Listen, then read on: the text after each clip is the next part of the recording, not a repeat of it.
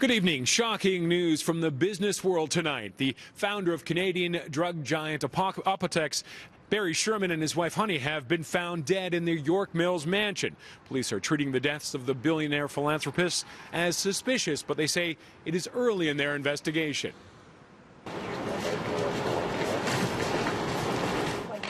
Until we know exactly how they died, we treat it as suspicious, and then once a determination has been made by the pathologist and the coroner, then we move forward from there.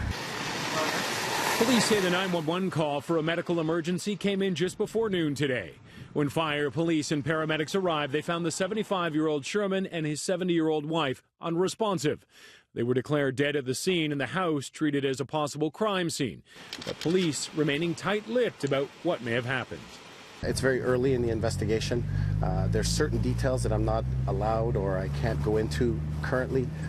If this proves not to be a suspicious death, then there's some privacy issues, and we'd like the family, to have some privacy. Homicide detectives were at the scene as well, but only to assist officers in their investigation. And while they wouldn't call either death a murder, homicide detective Brandon Price did try to ease the fears of neighbors that a killer may be on the loose. I can say that at this point in the investigation, though it is very early, we are not currently seeking or looking for an outstanding suspect.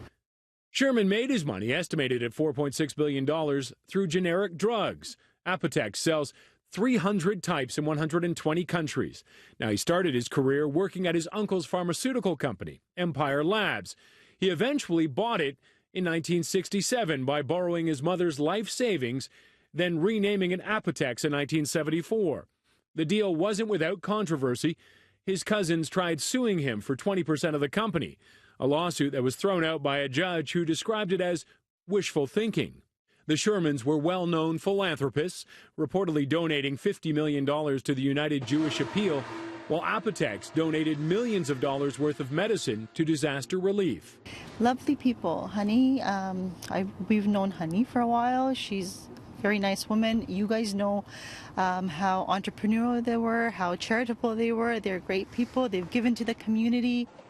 Tonight, the longtime couple who had 4 children was being remembered by not just neighbors, but the company he founded.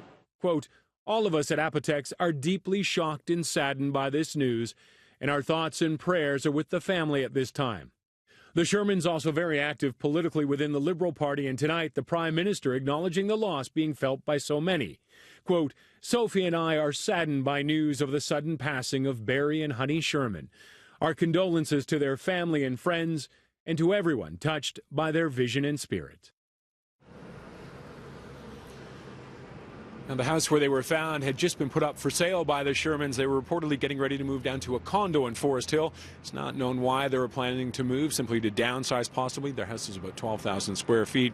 Or if there was some other reason, such as health issues. Autopsies are scheduled for tomorrow.